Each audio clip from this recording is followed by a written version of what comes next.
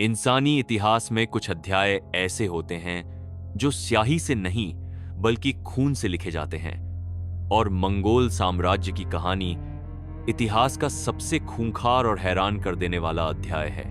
मध्य Asia के वो खुले हवादार मैदान जिन्हें हम स्टेप्स कहते हैं, वहां से बिखरे हुए आपस में लड़ने वाले कबीलों का एक ऐसा सैलाब उठा जिसने दुनिया के नक्शे को हमेशा के लिए बदल दिया। यह सब एक आदमी के नेतृत्व में शुरू हुआ, एक ऐसा आदमी जिसे इतिहास के सबसे भयानक विजेता के रूप में याद किया जाएगा, चंगेज खान, जो शुरुआत में एक छोटा सा कबीलाई विद्रोह, ट्राइबल अपराइजिंग लग रहा था, वो देखते ही देखते विनाश का एक ऐसा तूफान बन गया जिसने बड़े बड़े साम्राज्यों को घुटनों पर ला दिया और शहरों को राख के ढेर में बदल दिया। महज एक सदी से भी कम समय में मंगोलों ने इतिहास का सबसे बड़ा कंटिन्यूअस लैंड एम्पायर, जमीनी साम्राज्य खड़ा कर दिया। पूर्व में प्रशांत महासागर, पैसिफिक ओशन से लेकर पश्चिम में यूरोप की सीमाओं तक सिर्फ और सिर्फ मंगोलों का राज था। उनके दुश्मनों के लिए मंगोल एक जीता जागता दुःस्वप्न, लिविंग नाइटमेयर थे। वे कहीं से भी प्रकट होते, बिजली की रफ्तार से हमला करते और गायब हो जाते। लेकिन एक सिक्के का दूसरा पहलू भी था। अपने लोगों के लिए यह साम्राज्य सिर्फ क्रूर नहीं था बल्कि बदलाव लाने वाला भी था। आतंक के साथ साथ वे स्थिरता, स्टेबिलिटी लाए, लंबी दूरी का व्यापार, लॉन्ग डिस्टेंस ट्रेड लाए और महाद्वीपों के बीच एक ऐसा पुल बनाया जिसने पूर्व और पश्चिम को जोड़ दिया। लेकिन इस साम्राज्य के उठने और गिरने की कहानी को समझने के लिए हमें समय में पीछे जाना होगा। हमें उनकी जड़ों को समझना होगा। हमें उस जमीन को देखना होगा जिसने इन योद्धाओं को लोहे जैसा सख्त बनाया। यूरेशियन स्टेप्स की जिंदगी आसान नहीं थी। वहां का जीवन हर दिन मौत से जंग लड़ने जैसा था। भूगोल ने ही मंगोलों की किस्मत तय की थी। यह इलाका विशाल और अंतहीन था, लेकिन बेहद निर्दयी भी। गर्मियों में झुलसा देने वाली गर्मी और सर्दियों में खून जमा देने वाली ठंड। यहां खेती करना लगभग नामुमकिन था। फिर भी यह खानाबदोश यहां फले फूले। मंगोलों की असली दौलत सोने या चांदी के सिक्कों में नहीं, बल्कि उनके जानवरों में थी। बकरियां, भेड़ें, याक और सबसे बढ़कर घोड़े। मंगोलों के लिए घोड़ा सिर्फ एक जानवर नहीं था, वह उनका जीवन था, वह उनका परिवहन था, उनका हथियार था और युद्ध में उनकी सबसे बड़ी ताकत। मंगोल बच्चे चलना सीखने से पहले घुड़सवारी सीखते थे। यही वो वजह थी जिसने उनकी सेना को दुनिया की सबसे तेज और खतरनाक सेना बना दिया। यहां जीवन अनिश्चित था। पड़ोसी कबीलों के साथ व्यापार होता था, लेकिन उससे कहीं ज्यादा आम थी लूटपाट, रेडिंग। कबीले एक दूसरे पर हमला करते थे, जानवरों के लिए, चरागाहों के लिए और यहां तक कि औरतों के लिए भी। शादियों में दहेज, डाउरी देने की हैसियत न होने पर दूसरे कबीले से दुल्हन का अपहरण करना, ब्राइड किडनैपिंग, यहां एक आम परंपरा थी। इस लगातार खतरे का मतलब था कि हर मंगोल पुरुष एक पैदाइशी योद्धा था। यहां तक कि महिलाएं भी हथियार चलाने और युद्ध करने में माहिर थीं। वे एक ऐसा समाज थे जो हमेशा युद्ध के लिए तैयार रहता था। लेकिन उनकी दुनिया सिर्फ हिंसा नहीं थी। रात के समय खुले आसमान के नीचे अलाव, बॉनफायर के चारों ओर बैठकर वे अपने पूर्वजों के गीत गाते, लड़ाइयों की कहानियां सुनाते। उनके घर, जिन्हें यर्ट या गेर कहा जाता था, इंजीनियरिंग का कमाल थे। लकड़ी के ढांचे पर जानवरों की खाल से बने ये गोलाकार तंबू, जो भयंकर सर्दी में भी उन्हें गर्म रखते थे और जिन्हें मिनटों में समेटकर कहीं भी ले जाया जा सकता था। यर्ट के अंदर आग के चारों ओर बैठकर मंगोल अपने सबसे बड़े देवता का ध्यान करते थे, तेंगरी। तेंगरी कोई मूर्ति नहीं थी, कोई मंदिर नहीं था। वह शाश्वत नीला आकाश था, अनंत, समय से परे और निराकार। मंगोलों के लिए तेंगरी वह शक्ति थी जो ऊपर से सब कुछ देख रही थी और स्टेप्स पर उनकी किस्मत लिख रही थी। यह सिर्फ एक धर्म नहीं था, यह एक दैवीय जनादेश, डिवाइन मैंडेट था। भविष्य में यही विश्वास चंगेज खान की ताकत बनेगा। यह विश्वास कि तेंगरी ने उसे पूरी दुनिया को जीतने का अधिकार दिया है। मंगोल धार्मिक रूप से बहुत खुले विचारों के थे। उन्होंने बौद्ध धर्म, इस्लाम और ईसाई धर्म सबको जगह दी, लेकिन उनकी अपनी रूहानियत की जड़ें शमनवाद में थी। शमन, जिन्हें बो या बख्शी कहा जाता था, इंसानों और आत्माओं की दुनिया के बीच की कड़ी थे। वे ढोल की थाप पर नाचते, अजीबोगरीब आवाजें निकालते और समाधि ट्रांस में चले जाते। कभी कभी वे जड़ी बूटियों का इस्तेमाल करके चेतना की दूसरी अवस्था में पहुंचते, जहां वे दावा करते थे कि वे पूर्वजों और आत्माओं से बात कर रहे हैं। वे बीमारों का इलाज करते और भविष्य बताते थे। आध्यात्मिक रूप से भले ही वे जुड़े हुए थे, लेकिन राजनीतिक रूप से मंगोल बुरी तरह बंटे हुए थे। शुरुआत में मंगोल शब्द किसी एक देश का नाम नहीं था। यह स्टेप्स पर फैले अलग अलग कबीलों के लिए इस्तेमाल होने वाला एक ढीला ढाला शब्द था। इतिहास गवाह है कि यहाँ कई साम्राज्य बने और बिगड़े।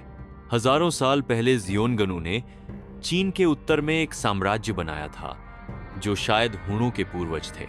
फिर तुर्क टर्क्स आए, जिन्होंने रूरान को हराया। फिर उइघुर्स आए, लेकिन 11वीं सदी तक आते आते स्थिति बदल गई थी। मंगोल कबीले समझ रहे थे कि अगर जिंदा रहना है तो एक होना पड़ेगा, लेकिन उनके दुश्मन बहुत चालाक थे। उस समय उत्तरी चीन में खितान, लियाओ डायनेस्टी और बाद में जिन राजवंश, जिन डायनेस्टी का राज था। चीन की एक ही नीति थी, फूट डालो और राज करो। वे स्टेप्स के कबीलों को कभी एक नहीं होने देते थे। वे एक कबीले को पैसा और हथियार देते ताकि वह दूसरे को मार सके। जिन राजवंश ने मंगोलों के सबसे बड़े दुश्मन टाटर्स का समर्थन किया। टाटर्स मंगोलिया के पूर्व में रहते थे और बहुत ताकतवर थे। इसी वजह से कई सालों तक बाहरी दुनिया मंगोलों को भी गलती से टाटर ही कहती रही। मंगोलों का अपना एक संघ था, खमाग मंगोल्स, जिसका मतलब था सारे मंगोलों का राष्ट्र, लेकिन यह अधूरा था। टाटर्स और खमाग मंगोलों के बीच पीढ़ियों से खून खराबा चल रहा था। यह न खत्म होने वाला युद्ध दोनों पक्षों को कमजोर कर रहा था। सदियों से चली आ रही इस हिंसा ने लोगों को थका दिया था। स्टेप्स को एक ऐसे नेता की जरूरत थी जो इस चक्र को तोड़ सके, और तब उदय हुआ एक कबीले के सरदार का येसुगेई बोर्जिगिन कबीले का मुखिया था, जो खमाग मंगोलों की एक शाखा थी। उसकी आंखों में एक सपना था, एकता का सपना। सच्ची स्टेप्स परंपरा के अनुसार उसने तलवार से नहीं बल्कि शादी के जरिए गठबंधन बनाने का फैसला किया। उसने एक साहसी योजना बनाई। वह अपने 9 साल के बेटे को लेकर पड़ोसी कबीले के पास गया ताकि उसकी सगाई उस कबीले के सरदार की बेटी से कर सके। वह 9 साल का लड़का कोई साधारण बच्चा नहीं था। उसकी मुट्ठी में खून का थक्का, ब्लड क्लॉट था, जो संकेत था कि वह एक महान योद्धा बनेगा। उस लड़के का नाम था तेमुजिन, वही तेमुजिन जिसे दुनिया आगे चलकर चंगेज खान के नाम से जानेगी। लेकिन येसुगेई को नहीं पता था कि यह यात्रा न केवल उसकी जान ले लेगी, बल्कि नन्हे तेमुजिन को एक ऐसी भयंकर दुनिया में धकेल देगी जहां उसे जिंदा रहने के लिए जानवरों से भी बदतर संघर्ष करना पड़ेगा। कहानी की शुरुआत एक अपहरण से होती है। तेमुजिन की मां होयलुन मेरकिट कबीले की थी। वह अपनी शादी के लिए जा रही थी जब येसुगेई तेमुजिन के पिता ने उस पर हमला किया और उसे उठा ले गए। स्टेप्स का कानून यही था, जो तुम छीन सकते हो वो तुम्हारा है। लेकिन येसुगेई को नहीं पता था कि इस अपहरण की कीमत उसे और उसके बेटे को दशकों बाद चुकानी पड़ेगी। मेरकिट इसे कभी नहीं भूले। 1162 के आसपास ओनोन नदी के किनारे एक बच्चे का जन्म हुआ।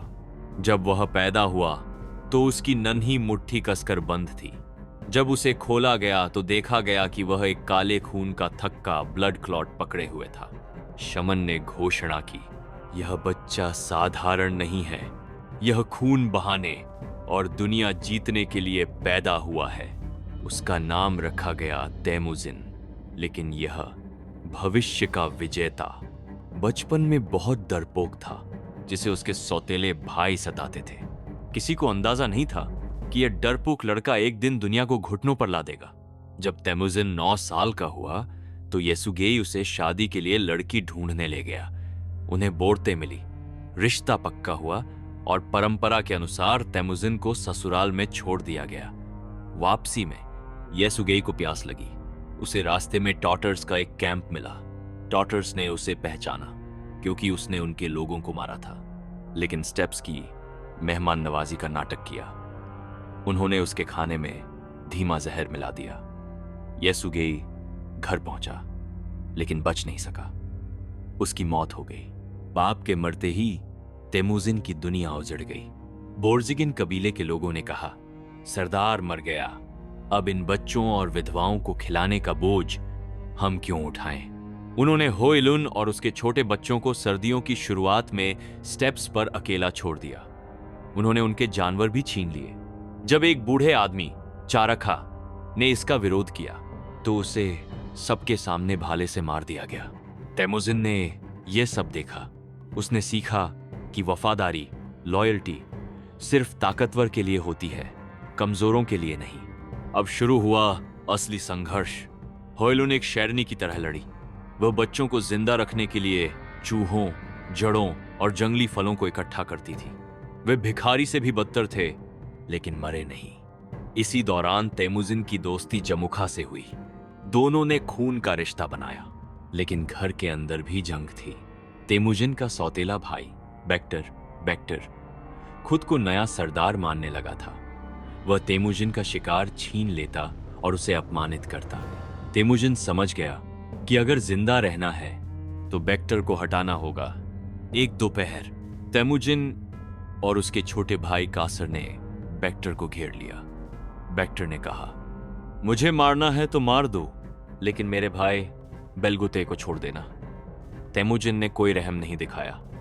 उसने तीर चलाया और अपने ही भाई की हत्या कर दी। तेमुजिन घर लौटा एक हत्यारा बनकर। मां होइलुन ने उसे बहुत डांटा, लेकिन तेमुजिन की आंखों में कोई पछतावा नहीं था। वह समझ चुका था, रास्ते में जो भी आएगा उसे हटा दिया जाएगा। भाई की हत्या ने तेमुजिन को वांटेड बना दिया। पुराने दुश्मन ताइचियूद कबीले ने उसे पकड़ लिया। उन्होंने उसे मारने के बजाय तड़पाने का फैसला किया।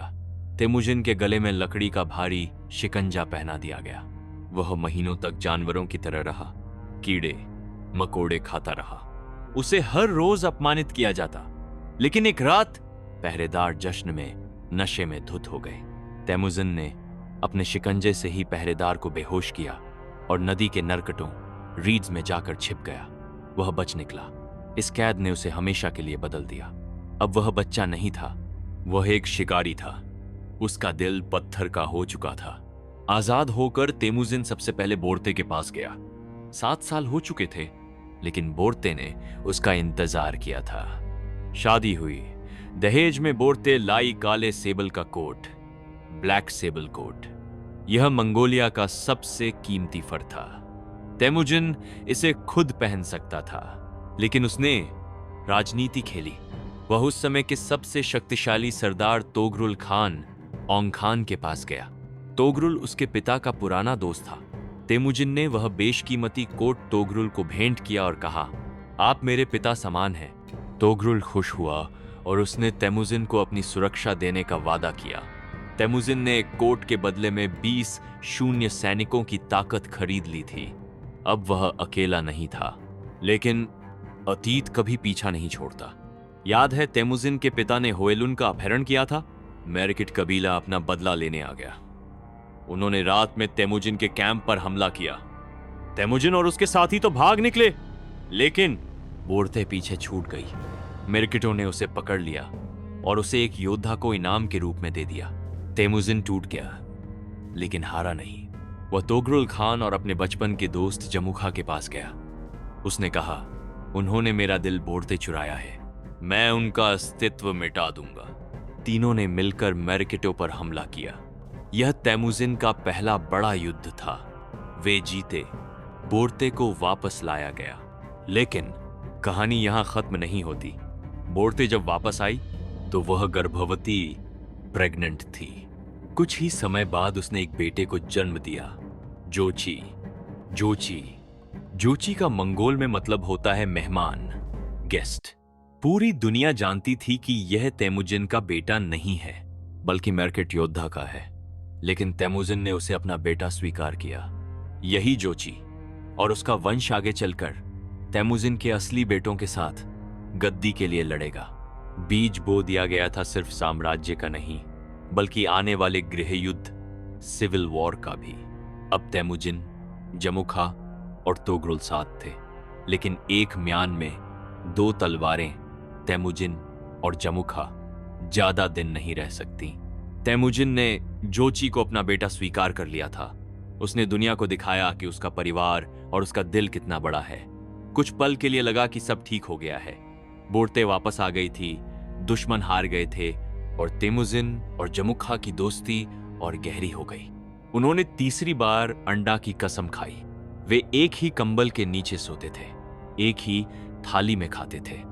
लेकिन जैसे जैसे समय बीता, उनके बीच की दरार दिखने लगी। यह दरार व्यक्तिगत नहीं थी, यह वैचारिक, आइडियोलॉजिकल थी। जमुखा पुराना मंगोल था। उसका मानना था कि नेता वही बन सकता है जिसके पास शाही खून हो। कुलीन ही राज करेंगे, बाकी सब सेवा करेंगे। तेमुजिन एक क्रांतिकारी था। उसका मानना था कि नेता वह है जो योग्य हो, चाहे वह रसोइया हो या चरवाहा। अगर उसमें दम है तो उसे ऊपर उठने का हक है। तेमुजिन गरीबी, भूख और गुलामी से उठकर आया था। वह जानता था कि एक वफादार गुलाम एक गद्दार राजकुमार से लाख गुना बेहतर होता है। यह बात जमुखा और स्टेप्स के पुराने सरदारों को खटकने लगी। अलगाव, घोड़े और भेड़ें। दरार तब टूटी जब एक दिन सफर करते वक्त जमुखा ने तेमुजिन से एक अजीब बात कही।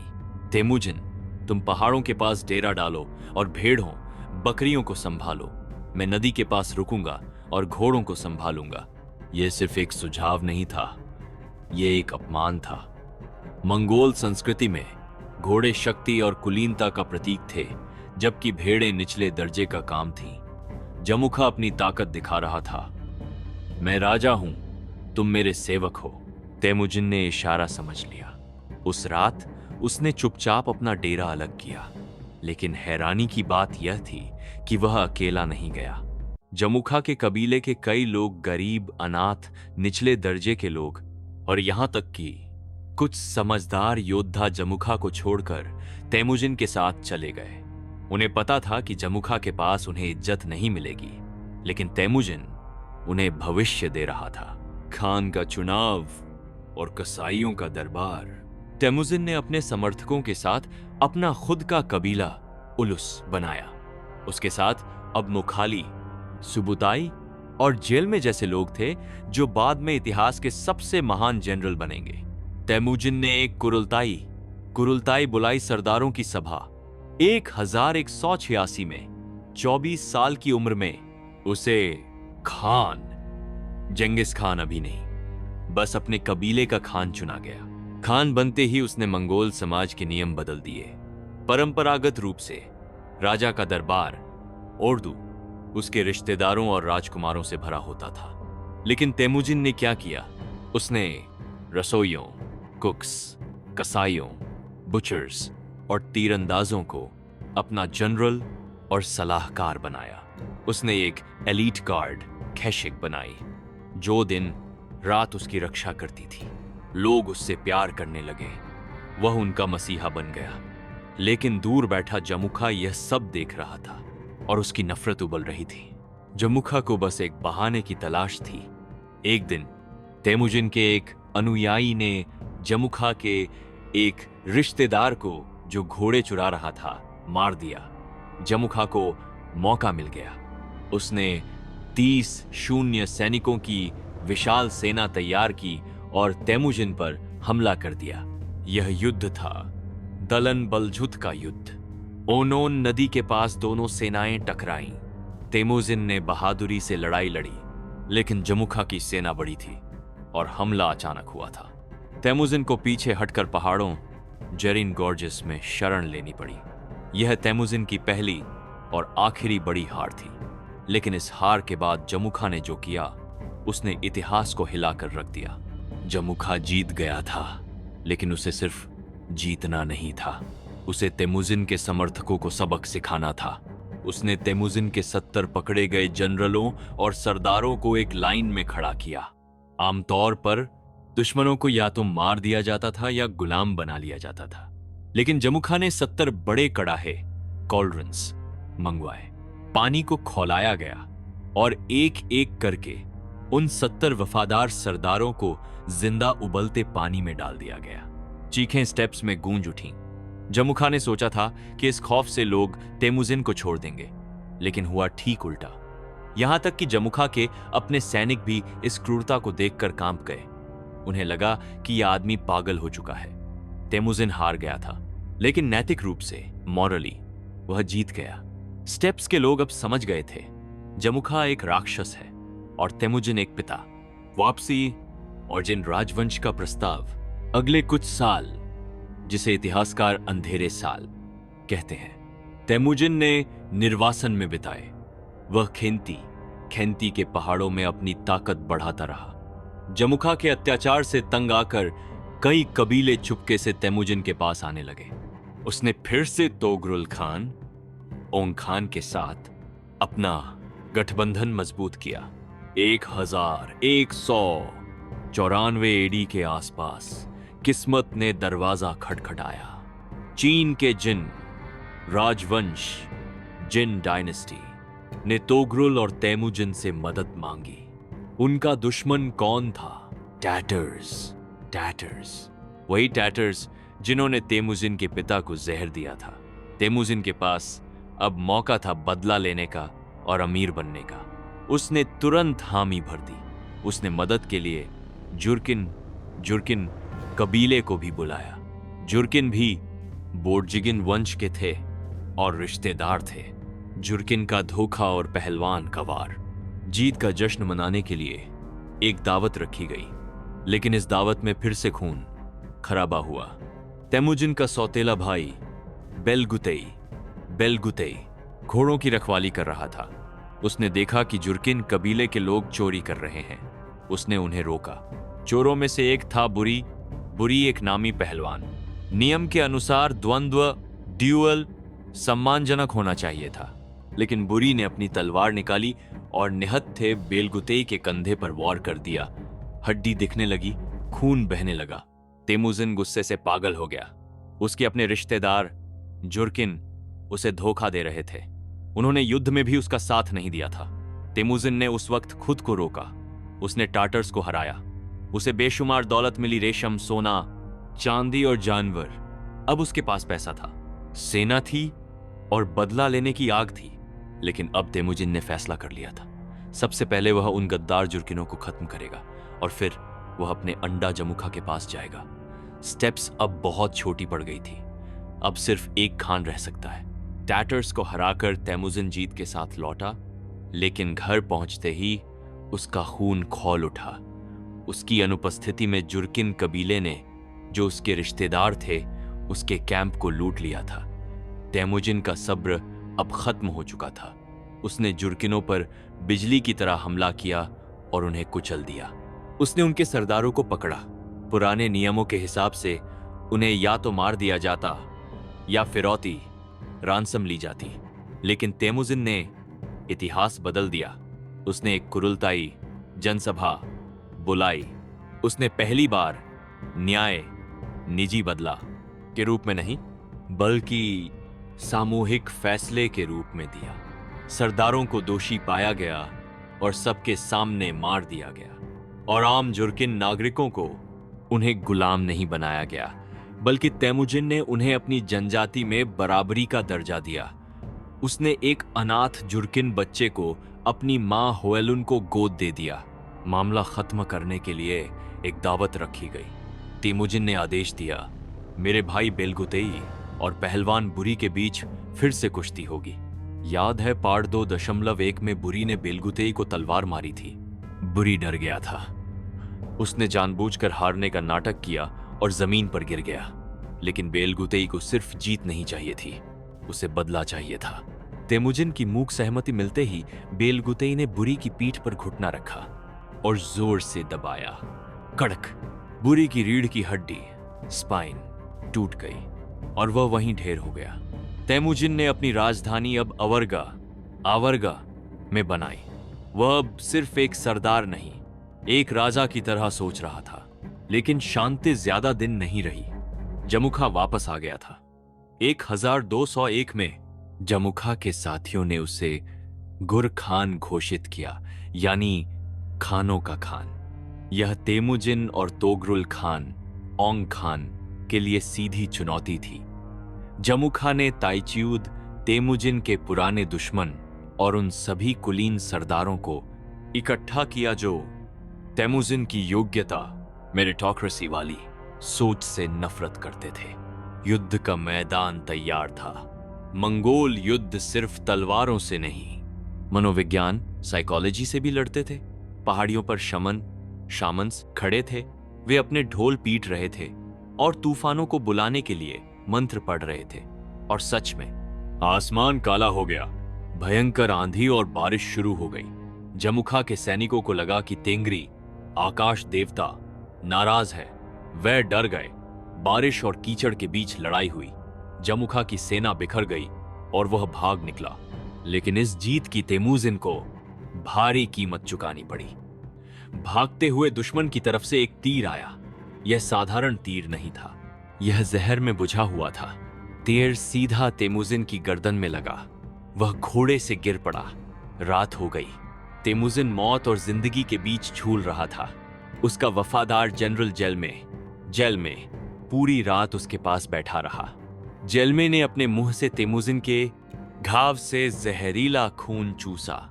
मंगोल मानते थे कि खून जमीन पर थूकना अपशकुन है, इसलिए जेलमे ने वह जहरीला खून जमीन पर थूकने के बजाय निगल लिया। सुबह जब तेमुजिन होश में आया तो वह जिंदा था सिर्फ अपने दोस्त की वफादारी की वजह से। दुश्मन भाग चुके थे। ताइचियुद सरदारों को ढूंढकर मार दिया गया। यहां तेमुजिन ने उस परिवार को आजाद किया जिसने उसे बचपन में बचाया था, सौरघान शीरा। लेकिन जमुखा अभी भी जिंदा था और तोगरुल खान के साथ लुका छिपी खेल रहा था। 1202 में तेमुजिन ने टाटर्स के खिलाफ आखिरी अभियान छेड़ा। यहां तेमुजिन ने 2 बड़े बदलाव किए। नो लूटिंग, जब तक दुश्मन पूरी तरह खत्म न हो जाए कोई लूटपाट नहीं करेगा। हिस्सेदारी, मारे गए सैनिकों की विधवाओं और अनाथों को भी लूट का हिस्सा मिलेगा। इससे उसकी सेना में अनुशासन और वफादारी आ गई। टाटर्स हार गए, लेकिन समस्या यह थी कि वे संख्या में बहुत ज्यादा थे। उन्हें संभालना मुश्किल था। तेमुजिन ने एक और क्रूरताई बुलाई और एक खौफनाक फैसला लिया। उसने आदेश दिया, सभी टाटर पुरुषों को लाओ और उन्हें एक बैलगाड़ी के पहिए के पास खड़ा करो। नियम सरल था। जो भी मर्द गाड़ी की धुरी, एक्सल पिन, लिंच पिन से ऊंचा है, उसका सिर काट दो। यह एक नरसंहार था। सिर्फ छोटे बच्चे बचे।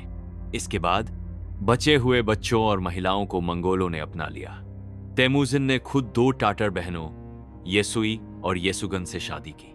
यह विलय, इंटीग्रेशन इतना गहरा था कि बाद में बाहरी दुनिया मंगोलों को भी टाटर्स कहने लगी। तेमुजिन ने अपने पिता की मौत का बदला ले लिया था, लेकिन उसके हाथ खून से सने थे। 1203 ऐड मंगोल युद्ध मशीन। अब तेमुजिन के पास बड़ी सेना थी, लेकिन वह जानती थी कि भीड़ से साम्राज्य नहीं बनते। उसने अपनी पूरी सेना को फिर से बनाया। दशमलव प्रणाली, डेसिमल सिस्टम। अर्बन 10 वफादार सैनिक, जागून 100 सैनिक, मिंगान 0 सैनिक, तुमन 10 0 सैनिक। नियम सख्त था। अगर एक भागता है तो पूरे 10 को मार दिया जाएगा। वफादारी अब कबीले के प्रति नहीं, बल्कि यूनिट और खान के प्रति थी। उसने अपने लोगों को नया नाम दिया, फेल्ट की दीवारों वाला राष्ट्र। पिता का धोखा।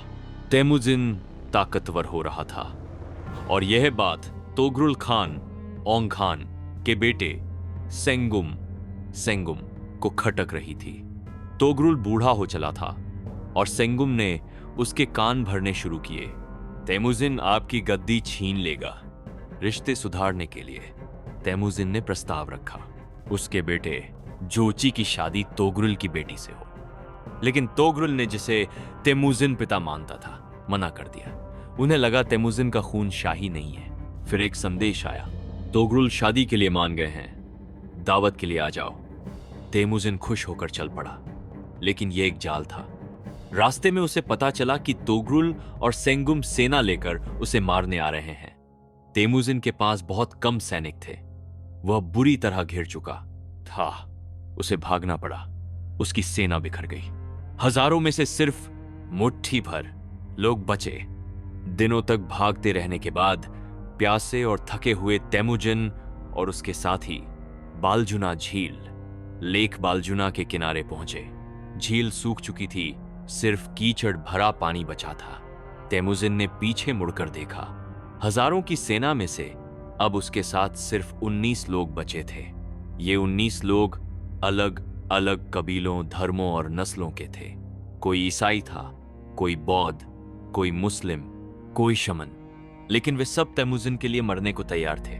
तभी उत्तर से एक जंगली घोड़ा आया।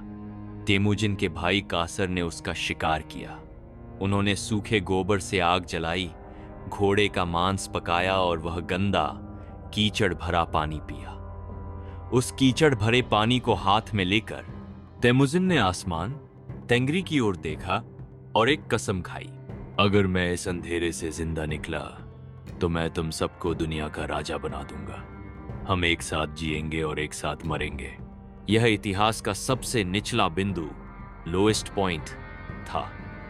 वह राजा जो पूरी दुनिया जीतने वाला था, आज कीचड़ पी रहा था। लेकिन उसे नहीं पता था कि यह अंत नहीं, असली शुरुआत है। बालजुना झील के गंदे पानी की कसम, पार्ट 3। मंगोलों में नई जान फूंक दी। तेमुजिन ने बिजली की तरह वापसी की। सबसे पहले उसने अपने दत्तक पिता तोगरुल खान ओंग खान को हराया। तोगरुल भागते हुए मारा गया।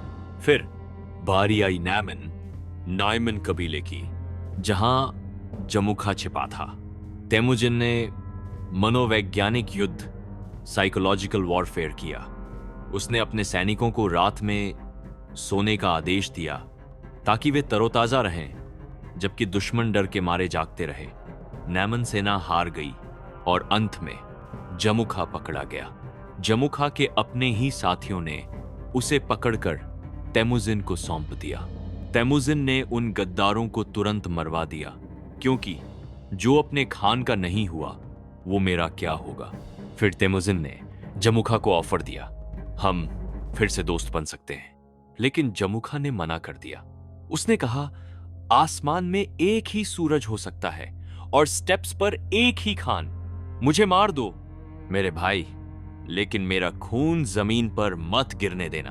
तेमुजिन ने उसकी आखिरी इच्छा पूरी की। जमुखा को एक बोरे में बंद किया गया और उसकी रीढ़ की हड्डी तोड़ दी गई। बैक ब्रोकन, बिना खून की, एक बूंद बहाए उसे एक कुलीन मौत, नोबल डेथ दी गई। उसे उस सुनहरी पेटी, गोल्डन बेल्ट के साथ दफनाया गया जो उन्होंने बचपन में बदली थी। तेमुजिन का एकमात्र प्रतिद्वंद्वी अब जा चुका था। दुश्मन खत्म हो चुके थे। 1206 ऐड ओनोन नदी के किनारे इतिहास की सबसे बड़ी कुरुलताई बुलाई गई। हजारों सफेद झंडे लहरा रहे थे। 9 याक की पूंछ वाला झंडा, 9 व्हाइट बैनर्स, गाड़ा गया। शमन ने ढोल पीटे और तेमुजिन को नया नाम दिया गया, चंगेज खान, जेंगिस खान। इसका मतलब था सार्वभौमिक शासक, यूनिवर्सल रूलर या सागर जैसा महान राजा। सिर्फ नाम नहीं बदला, समाज बदल गया। चंगेज खान ने यासा कानून लागू किया।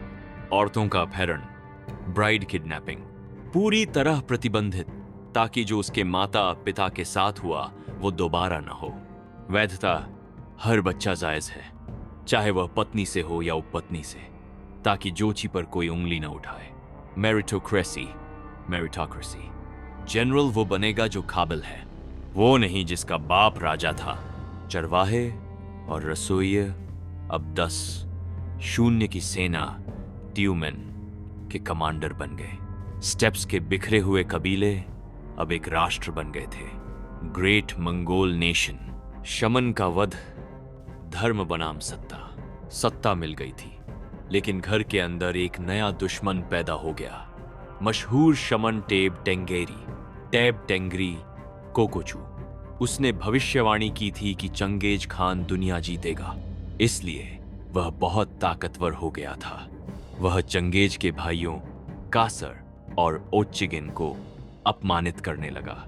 उसे लगा कि वह खान से भी बड़ा है।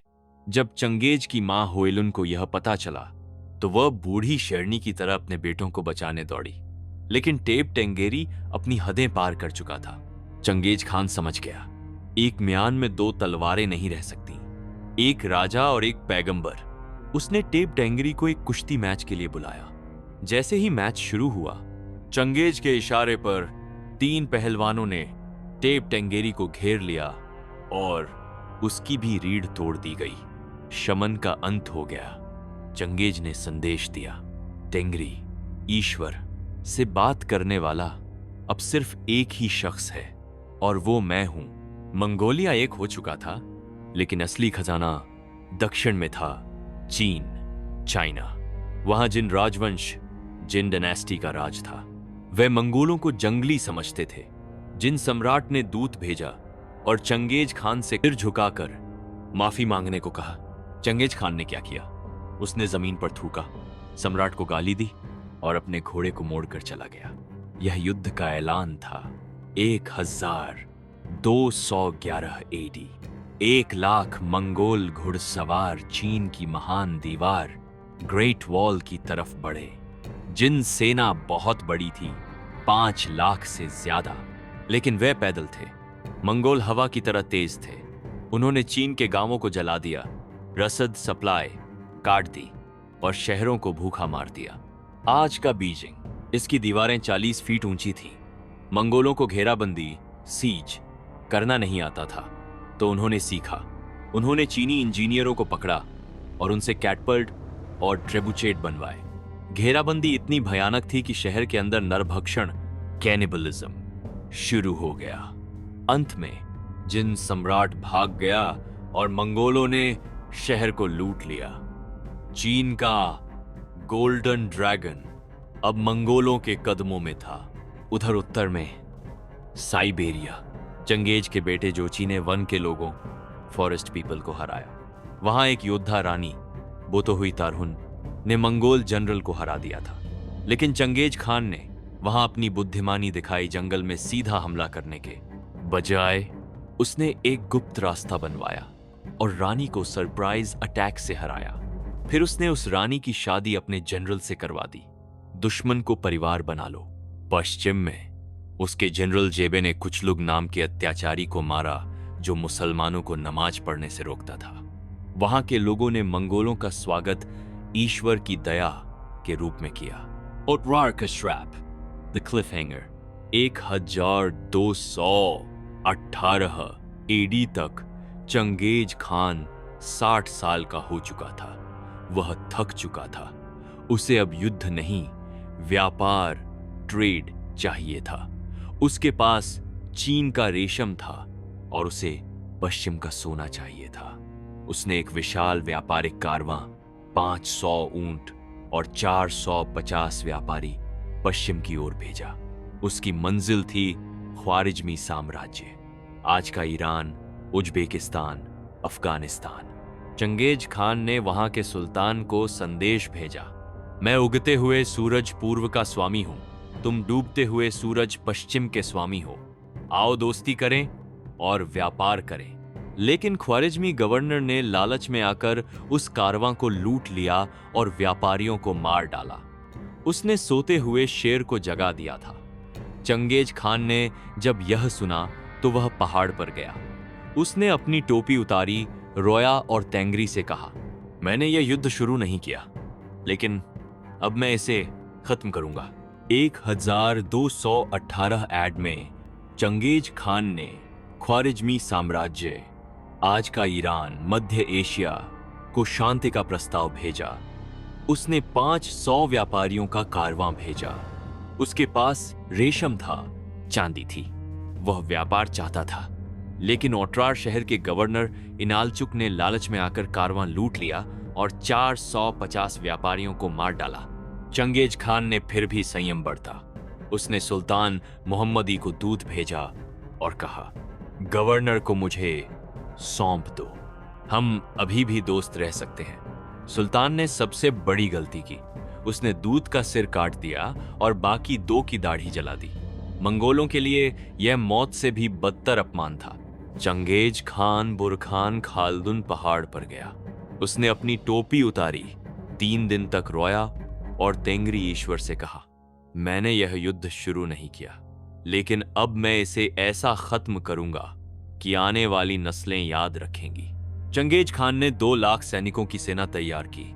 सुल्तान के पास 4 लाख सैनिक थे, लेकिन वे बंटे हुए थे। चंगेज ने सुल्तान को चकमा दिया।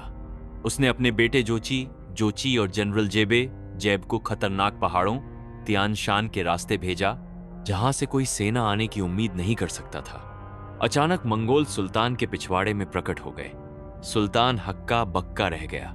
सबसे पहले बारी आई ओट्रार की। 5 महीने की घेराबंदी के बाद शहर गिरा। चंगेज खान ने गवर्नर इनालचुक को पकड़ा। उसने कहा, तुम्हें चांदी धन बहुत पसंद थी ना? और फिर मंगोलों ने पिघली हुई चांदी गवर्नर की आंखों और कानों में डाल दी। पूरा शहर जला दिया गया, हर ईंट को उखाड़ दिया गया। बुखारा और समरकंद का पतन, ईश्वर का कहर। अब मंगोल बुखारा पहुंचे। यहां चंगेज खान ने एक मस्जिद के मंच पुलपिट से लोगों को संबोधित किया। हे लोगों, क्या तुम जानते हो मैं कौन हूं? मैं ईश्वर का कहर, द फ्लेल ऑफ गॉड हूं। अगर तुमने महान पाप न किए होते तो ईश्वर मेरे जैसे सजा देने वाले को तुम्हारे ऊपर न भेजता। बुखारा जल गया, उसकी महान लाइब्रेरी राख हो गई। फिर बारी आई समरकंद की। चंगेज ने बंदियों को मानव ढाल, ह्यूमन शील्ड की तरह इस्तेमाल किया। समरकंद के रक्षकों ने जब हमला किया तो मंगोलों ने अपनी पुरानी चाल, फेन्ड रिट्रीट चली और उन्हें शहर के बाहर लाकर काट डाला। 5वें दिन शहर गिर गया। वादे के बावजूद पूरी आबादी को या तो मार दिया गया या गुलाम बना लिया गया। सुल्तान मोहम्मदी अपनी जान बचाकर कैस्पियन सागर के एक द्वीप पर भागा, जहां वह निमोनिया और सदमे शॉक से मर गया। बामियान का अभिशाप और लाखों मौतें। लेकिन सबसे ज्यादा दुखद घटना बामियान में हुई। वहां एक तीर से चंगेज खान का पसंदीदा पोता मुतुकान मारा गया। चंगेज को इतना दुख हुआ कि उसने रोने से मना कर दिया। उसने आदेश दिया, इस शहर में कोई भी जिंदा नहीं बचना चाहिए, न मर्द, न औरत, न बच्चे और न ही जानवर। यहां तक कि चींटियों को भी नहीं छोड़ा जाएगा। बामियान का नाम बदल दिया गया चीखों का शहर। इतिहासकार अनुमान लगाते हैं कि इस 5 साल के अभियान में लगभग 1.5 से 5 करोड़ लोग, एस्टिमेट्स वेरी, मारे गए। निशापुर में जब चंगेज के दामाद तोकचर को मारा गया तो उसकी विधवा ने आदेश दिया कि हर सिर का पिरामिड बनाया जाए, पुरुषों का अलग, महिलाओं का अलग और बच्चों का अलग। उत्तराधिकार का झगड़ा, जोची बनाम चगताई। युद्ध खत्म हो रहा था, लेकिन चंगेज बूढ़ा हो रहा था। उसे वारिस चुनना था। उसने बेटों को बुलाया। सबसे बड़े बेटे जोची ने बोलना शुरू किया, लेकिन दूसरे बेटे चागताई ने उसे रोक दिया। चगताई ने कहा, क्या हम इस मर्किट हरामजादे, मर्किट बास्टर्ड की बात सुनेंगे? याद है पार्ट 2? जोची की वैधता पर शक था। दोनों भाई लड़ने लगे। चंगेज को बहुत गुस्सा आया। अंत में समझौता हुआ। तीसरे बेटे ओगोदेई को उत्तराधिकारी चुना गया, क्योंकि वह शांत स्वभाव का था। 1227 ऐड। टांगुट अभियान के दौरान चंगेज खान घोड़े से गिर गया और बुरी तरह घायल हो गया। 65 साल की उम्र में दुनिया का सबसे बड़ा विजेता अपनी आखिरी सांसें ले रहा था। मरते वक्त उसने कहा, मेरी मौत को गुप्त रखना, जब तक दुश्मन पूरी तरह हार न जाए। उन्हें पता नहीं चलना चाहिए कि मैं जा चुका हूं। उसकी लाश को मंगोलिया वापस लाया गया। उसे बुरखान खालदुन पहाड़ पर एक अज्ञात कब्र, अनमार्क्ड ग्रेव, में दफनाया गया। किंवदंती है कि जिस रास्ते से शव यात्रा गुजरी वहां मिलने वाले हर इंसान को मार दिया गया। कब्र को छिपाने के लिए 1000 घोड़ों को वहां दौड़ाया गया ताकि जमीन समतल हो जाए। फिर उन घोड़ों को दौड़ाने वाले सैनिकों को भी मार दिया गया। आज तक 800 साल बाद भी चंगेज खान की कब्र किसी को नहीं मिली। एक युग का अंत हो गया, लेकिन साम्राज्य नहीं रुका। ओगोदेई खान गद्दी पर बैठा और अब मंगोलों की नजरें यूरोप और रूस, रशिया पर थीं। तूफान अभी थमा नहीं था, बस दिशा बदल रहा था। अगले भाग में द एम्पायर विदाउट गिंघिस, सुबुताई का यूरोप पर हमला, रूस की गुलामी और वह शराब जिसने मंगोलों को रोका। चंगेज खान की मौत के बाद 2 साल का शोक मनाया गया।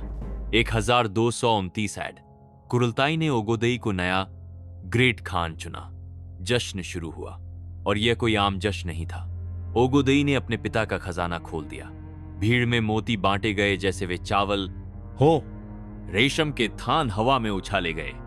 सारे मंगोलों को सोने के धागों से कढ़े हुए नए रेशमी कपड़े पहनाए गए। पूरी गर्मी शराब का दौर चला। लोग पीकर बेहोश होते, जागते और फिर पीने लगते। ओगोदेई के परिवार ने खुद को नया टाइटल दिया, अल्टान उरुग, द गोल्डन लिनिएज फैमिली। लेकिन ओगोदेई सिर्फ पीना नहीं चाहता था, वह बनाना चाहता था।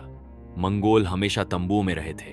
ओगोदेई ने कहा, अब हमारे पास एक राजधानी होगी। उसने ऑरखोन नदी के पास एक जगह चुनी। वहां बना कराकोरम, काले पत्थरों का शहर। यह रेगिस्तान के बीच में था। खाना और सामान दक्षिण चीन से मंगाना पड़ता था, जो बहुत महंगा था। लेकिन ओगोदेई को परवाह नहीं थी। उसने दुनिया भर के कलाकारों, रसोइयों और इंजीनियरों को बुलाया। उसने व्यापारियों को आकर्षित करने के लिए सामान की कीमत से 10% ज्यादा देने का नियम बनाया। कराकोरम दुनिया का नया दिल बन गया। खजाना खाली और कागजी पैसा। ओगोदेई बहुत दयालु था, लेकिन वह अर्थशास्त्री, इकोनॉमिस्ट नहीं था। 1235 एडी आते आते चंगेज खान की जिंदगी भर की कमाई ओगोदेई ने उड़ा दी थी। अयाशी, महंगे तोहफे और शहर बनाने के जुनून ने खजाना खाली कर दिया था। मंगोलों को अब विलासिता, लग्जरी की आदत लग चुकी थी, और मंगोल अर्थव्यवस्था उत्पादन, प्रोडक्शन पर नहीं बल्कि लूट, प्लंडर पर टिकी थी। बिना युद्ध के मंगोल साम्राज्य दिवालिया हो रहा था। ओगोदेई ने कोशिश की। उसने कागज का पैसा, पेपर मनी चलाया। उसने व्यापार मार्गों पर पेड़ लगवाए। लेकिन यह काफी नहीं था। उसे सोना चाहिए था, और सोना सिर्फ एक जगह था, दुश्मनों के पास। उसने एक महान कुरलताई बुलाई। सवाल था, अगला हमला कहां करें? कुछ ने कहा भारत, कुछ ने कहा चीन, सोंग डायनेस्टी। लेकिन तभी एक बूढ़ा जनरल खड़ा हुआ। वह कोई और नहीं बल्कि चंगेज खान का वॉर डॉग था, सुबुताई। कालका नदी का भूत, फर्श के नीचे मौत। सुबुताई ने दरबार को याद दिलाया। याद है 10 साल पहले 1223 में मैं और जेबे पश्चिम गए थे? उसने एक खौफनाक कहानी सुनाई। उस समय मंगोलों ने रूस के राजकुमारों किएवन रस को शांति प्रस्ताव भेजा था, लेकिन रूसी राजकुमारों मंगस्तिस्लाव ऑफ कीव ने घमंड में मंगोल दूतों को मार डाला था। मंगोलों के लिए दूत को मारना सबसे बड़ा पाप था। सुबुताई और जेबे ने बदला लेने के लिए अपनी मशहूर चाल चली थी, दोगली वापसी, फेन रिट्रीट। वे हफ्तों तक पीछे हटते रहे। रूसियों को लगा मंगोल डर गए। वे उनका पीछा करते हुए कालका नदी, कालका रिवर तक आ गए, और वहां मंगोल मुड़े। थकी हुई रूसी सेना को काट डाला गया। लेकिन असली डरावना हिस्सा युद्ध के बाद हुआ। मंगोलों ने रूसी राजकुमारों को जिंदा पकड़ा। सुबुताई ने उन्हें रस्सियों और कालीनों में लपेटा और जमीन पर लिटा दिया। फिर उनके ऊपर लकड़ी के भारी तख्ते, फ्लोरबोर्ड्स रखे गए, और उन तख्तों के ऊपर मंगोल जनरलों ने अपनी जीत की दावत, फीस्ट सजाई।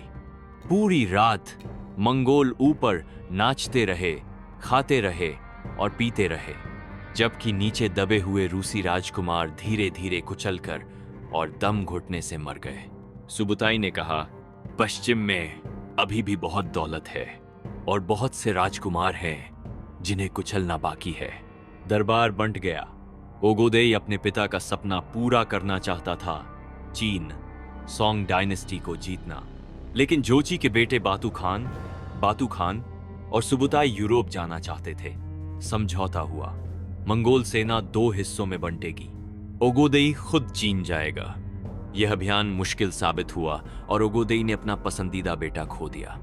बातू और सुबुताई पश्चिम यूरोप जाएंगे। यूरोप के अभियान के लिए इतिहास की सबसे बड़ी तैयारी की गई। एक 50 सैनिक, इसमें 50 असली मंगोल और 1,00,000 सहयोगी थे। यह मंगोलों द्वारा मैदान में उतारी गई अब तक की सबसे आधुनिक और संगठित सेना थी। पश्चिम की ओर कूच, शैतान के घुड़सवार 1236 ऐड। स्टेप्स की धूल उड़ने लगी। एक विशाल सेना पश्चिम की ओर चल पड़ी। उनके निशाने पर थे वोल्गा बुल्गारिया, रूस के बचे हुए शहर और फिर यूरोप का दिल। यूरोप उस समय अंधकार युग, डार्क एजेस से बाहर निकल रहा था। नाइट्स अपनी भारी कवच, आर्मर और किलों पर घमंड करते थे। उन्हें नहीं पता था कि पूरब से एक ऐसी आंधी आ रही है जो उनके किलों को रेत के घरों की तरह ढहा देगी। उन्हें नहीं पता था कि सुबुताई आ रहा है, वह जनरल जिसने आज तक एक भी युद्ध नहीं हारा था। रूस के जंगलों में सन्नाटा था, लेकिन वह तूफान से पहले की शांति थी। अगले भाग में the Mongol invasion of Europe. रूस की बर्फ खून से लाल होगी और हंगरी और पोलैंड के नाइट्स का सामना नरक के राक्षसों से होगा। 1236 आड मंगोल आंधी रूस में दाखिल हुई। मंगोलों ने अपनी क्लासिक रणनीति अपनाई, सेना को बांटो, भ्रम फैलाओ और एक एक करके मारो। रूसी शहर रियाजान ने सरेंडर करने से मना कर दिया। मंगोलों ने शहर के चारों तरफ लकड़ी की दीवार बना दी ताकि कोई भाग न सके। 5 दिन बाद शहर गिर गया, कुलीन वर्ग को काट डाला गया और चर्च जला दिए गए। यूरोप के लेखकों जैसे मैथ्यू पेरिस ने लिखा, ये इंसान नहीं, नरक से आए राक्षस हैं। 1240 ऐड मंगोल रूस के दिल कीव पहुंचे। मंगोल दूतों को मारने की सजा कीव को भुगतनी पड़ी। बातू खान ने शहर को घेर लिया। डर का माहौल ऐसा था कि हजारों लोग चर्च ऑफ द वर्जिन की छत पर चढ़ गए। इतने लोगों का बोझ पुरानी इमारत सह नहीं पाई, छत ढह गई। जो मंगोलों की तलवार से बचे वो मलबे में दबकर मर गए। 6 दिसंबर 1240 को कीव जलकर राख हो गया। बातू खान अब सार बातू बन चुका था। रूस अब मंगोलों का गुलाम था। यूरोप पर हमला, सुबुताई का मास्टर स्ट्रोक। शरणार्थी पश्चिम की ओर भागे और यूरोप को पहली बार एहसास हुआ कि पूरब से क्या आ रहा है। 1241 ऐड सुबुताई ने इतिहास का सबसे बेहतरीन सैन्य अभियान प्लान किया। उसने सेना को 3 हिस्सों में बांटा, एक सेना पोलैंड की तरफ, एक जर्मनी की तरफ और मुख्य सेना हंगरी की तरफ। पोलैंड में लेग्निका का युद्ध हुआ। 30-0 की यूरोपीय सेना को कुचल दिया गया। सिर्फ 5-0 बचे। मंगोलों ने कुशल कारीगरों और खनिकों माइनर्स को गुलाम बनाया और बाकी सबके कान काट लिए गिनती के लिए। लेकिन असली खेल हंगरी में हुआ। मोही का युद्ध। सुबुताई ने हंगरी के राजा बेला फोर को एक पुल पर फंसाया। मंगोलों ने कैटपल्ट से बम और आग बरसाई। जब हंगेरियन सैनिक भागे तो वे सीधे मंगोलों के जाल में फंसे। पादरी और पुजारी धार्मिक अवशेष रेलिक्स लेकर आए, ये सोचकर कि भगवान उन्हें बचाएंगे, लेकिन मंगोलों ने इसे आध्यात्मिक अपमान माना और चर्चों को जला दिया। हंगरी खत्म हो चुका था। उस साल एक सूर्य ग्रहण सोलर इक्लिप्स हुआ। यूरोप के लोगों ने सोचा कि यह कयामत का दिन, एंड ऑफ वर्ल्ड है। अफवाहें फैली कि मंगोल कच्चा मांस खाते हैं और कुंवारियों का रेप करते हैं। पूरा यूरोप कांप रहा था। मंगोल वियना के दरवाजे पर थे। ओगोदेई की मौत, यूरोप का चमत्कार। तभी 11 दिसंबर 1241 को कुछ ऐसा हुआ जिसे यूरोप ने दैवीय चमत्कार माना। हजारों मील दूर कराकोरम में ओगोदेई खान बहुत ज्यादा शराब पीने से मर गया और उसी समय उसका भाई चगताई भी मर गया। मंगोल कानून के अनुसार नया खान चुनने के लिए सभी राजकुमारों को वापस मंगोलिया जाना जरूरी था।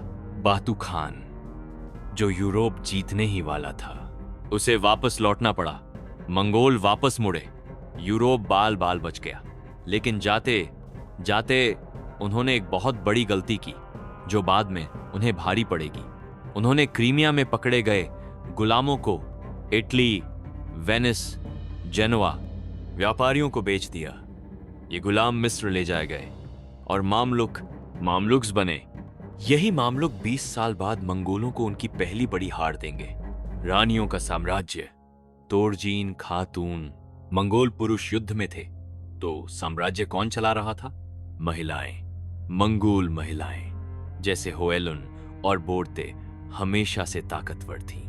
ओगोदेई के मरने के बाद उसकी पत्नी तोरजीन खातून ने सत्ता संभाली। वह मंगोलिया की रीजेंट बनी। यह विधवाओं का साम्राज्य, एम्पायर ऑफ विडोज था। तोरजीन केंद्र में राज कर रही थी। तोलुई की विधवा उत्तरी चीन को संभाल रही थी।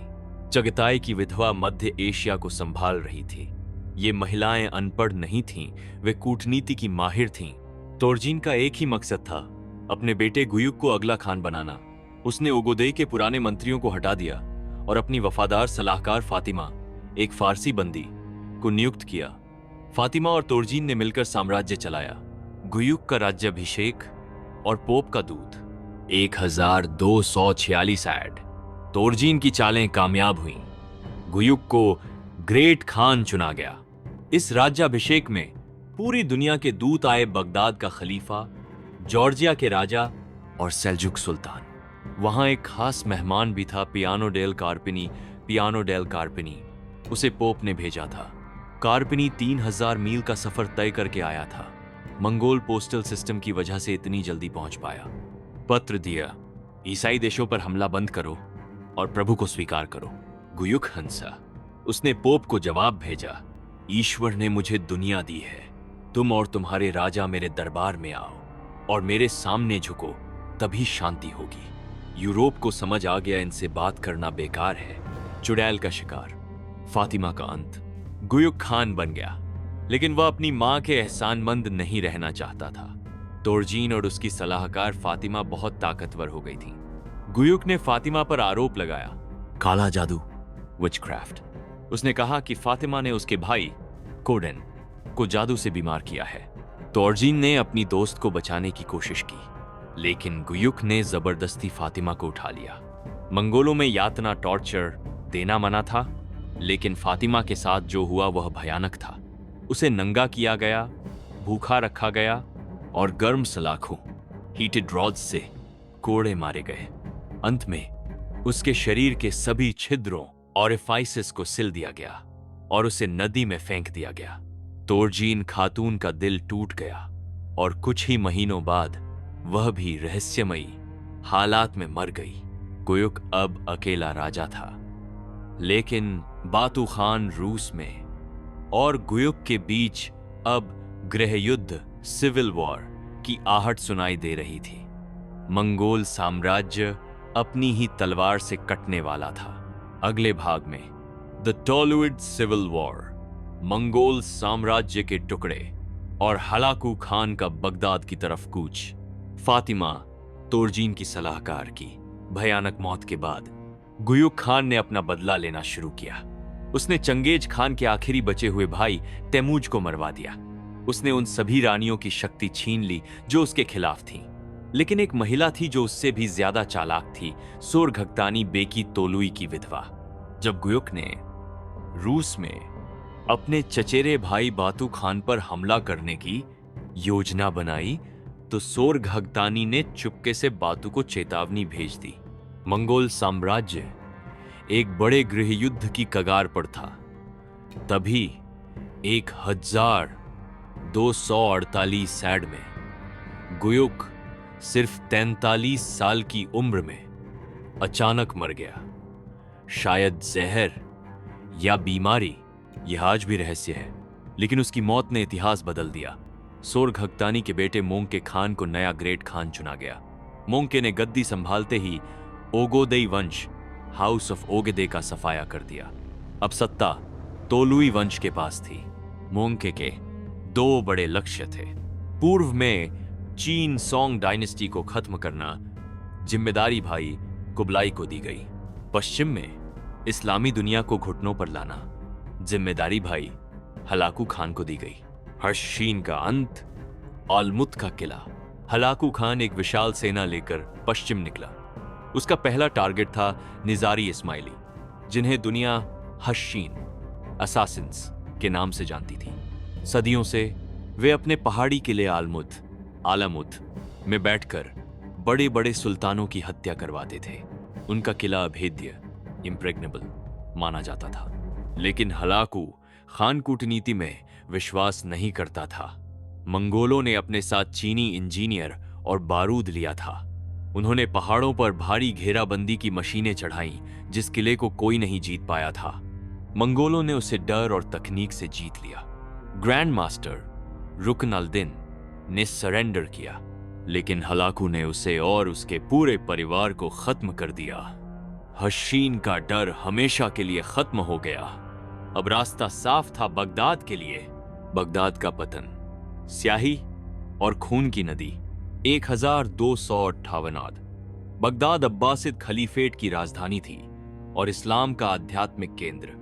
हलाकू ने खलीफा अल मुस्तसिम को संदेश भेजा, दीवारें गिरा दो और मेरे सामने झुक जाओ। खलीफा ने अहंकार में मना कर दिया। यह उसकी सबसे बड़ी और आखिरी गलती थी। हलाकू ने बगदाद को चारों तरफ से घेर लिया। 10 फरवरी 1258 को मंगोल शहर में दाखिल हुए। इसके बाद जो हुआ वह इतिहास का सबसे काला अध्याय है। मंगोलों ने शहर को 7 दिनों तक लूटा और जलाया। लाखों नागरिक मारे गए, लेकिन सबसे बड़ा नुकसान ज्ञान का हुआ। हाउस ऑफ विजडम, जहां यूनानी, फारसी और भारतीय ज्ञान की पांडुलिपियां थीं, जला दिया गया या नदी में फेंक दिया गया। कहा जाता है कि टिग्रिस नदी, टाइग्रिस रिवर का पानी किताबों की स्याही से काला और वैज्ञानिकों के खून से लाल हो गया था। खलीफा की मौत, कालीन और घोड़े। खलीफा को जिंदा पकड़ा गया। मंगोल परंपरा के अनुसार शाही खून जमीन पर नहीं गिरना चाहिए, वरना आत्मा भटकती है। तो हलाकू ने खलीफा को मारने का एक सम्मानजनक तरीका निकाला। खलीफा को एक कालीन कारपेट में लपेटा गया और फिर मंगोल घुड़सवारों ने उस कालीन के ऊपर अपने घोड़े दौड़ा दिए। खलीफा कुचलकर मर गया। इस्लामी दुनिया सदमे में थी। बगदाद खत्म हो चुका था। हलाकू ने फारस में अपना नया साम्राज्य बनाया, इल खानत। दमास्कुस ने बिना लड़े सरेंडर कर दिया। लग रहा था कि मंगोल अब मिस्र और अफ्रीका भी जीत लेंगे। न जालुत जब अजय हारे, टर्निंग पॉइंट, लेकिन किस्मत का पहिया घुमाता है। पूर्व में मोंके खान चीन अभियान के दौरान मर गया। हलाकू को नया खान चुनने के लिए वापस मंगोलिया लौटना पड़ा। वह अपनी मुख्य सेना ले गया और पीछे सिर्फ एक छोटी टुकड़ी जनरल किटबुका के नेतृत्व में छोड़ गया। मिस्र में मामलुक्स राज कर रहे थे। याद है बारछह? ये वही गुलाम थे जिन्हें मंगोलों ने सालों पहले बेचा था। ये एलीट योद्धा थे।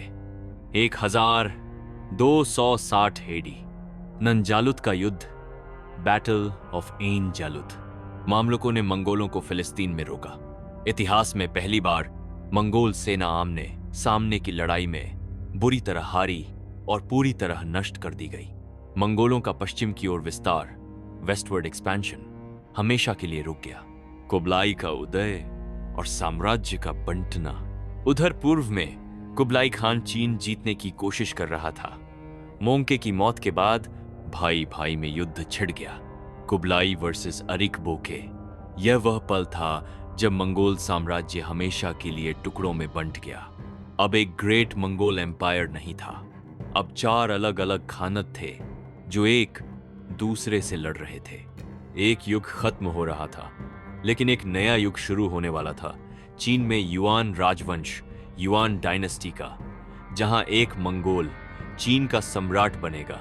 अगले भाग में Kublai Khan, the Marco Polo era, Japan पर हमला, मार्को पोलो की यात्रा और मंगोल साम्राज्य का अंत।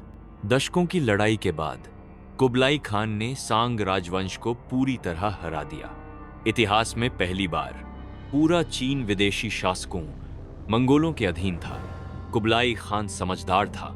वह जानता था कि घोड़े की पीठ पर बैठकर दुनिया जीती जा सकती है, लेकिन घोड़े की पीठ पर बैठकर राज नहीं किया जा सकता। उसने चीनी नौकरशाही, ब्यूरोक्रेसी अपनाई, लेकिन सत्ता की चाबी मंगोलों के हाथ में रखी। उसने समाज को 4 वर्गों में बांटा, जिसमें मंगोल सबसे ऊपर और चीनी सबसे नीचे थे। लेकिन उसने चीन को समृद्ध, प्रॉस्पेरस बना दिया। उसने ग्रैंड कैनाल बनवाई। उसने विद्वानों, कलाकारों और इंजीनियरों को पनाह दी। राजधानी दादू आज का बीजिंग दुनिया का सबसे भव्य शहर बन गया। जापान और कामिकेज, कुदरत का कहर। कुबलाई खान के पास सब कुछ था, लेकिन उसकी भूख शांत नहीं हुई थी। उसकी नजर समुद्र के पार जापान पर थी। 1281 एडी कुबलाई ने इतिहास का सबसे बड़ा नौसैनिक बेड़ा आर्माडा भेजा। 40 शून्य सैनिक और हजारों जहाज। जापानी समुराई बहादुरी से लड़े, लेकिन मंगोल संख्या में बहुत ज्यादा थे। जापान का गिरना तय लग रहा था। लेकिन फिर तेंग्री आकाश देवता ने हस्तक्षेप किया, पर इस बार मंगोलों के खिलाफ। हाकाता खाड़ी में एक भयानक टाइफून आया। विशाल मंगोल जहाज माचिस की डिब्बी की तरह टूट गए। सैनिक डूब गए या चट्टानों से टकराकर मर गए। 70 शून्य से ज्यादा मंगोल और उनके साथी मारे गए। जापानियों ने इसे कामिकेज कहा, यानी दैवीय हवा। मंगोल जो जमीन पर अजेय थे, समुद्र और हवा से हार गए। यह मंगोल विस्तार का अंत था। पैक्स मंगोलिका, विश्वग्राम। तलवारें अब म्यान में थीं। अब शुरू हुआ पैक्स मंगोलिका, मंगोल शांति युग। चंगेज खान के क्रूर विजय अभियानों ने एक ऐसी दुनिया बनाई जहां सीमाएं मिट चुकी थीं। सिल्क रोड अब पूरी तरह सुरक्षित था। कहा जाता था कि एक कुंवारी लड़की अपने सिर पर सोने का कलश लेकर यूरोप से चीन तक जा सकती है और उसे कोई छेड़ने की हिम्मत नहीं करेगा। कुबलाई खान ने याम सिस्टम पोस्टल सर्विस को व्यापार के लिए खोल दिया। व्यापारियों को पायजा, एक तरह का गोल्डन पासपोर्ट दिया गया। यूरोप का सोना, चीन का रेशम, भारत के मसाले और फारस का विज्ञान सब एक साथ मिल गए। कागज का पैसा, पेपर मनी, बारूद, न्यूडल्स और प्रिंटिंग प्रेस, ये सब मंगोलों के रास्ते ही पश्चिम यूरोप तक पहुंचे।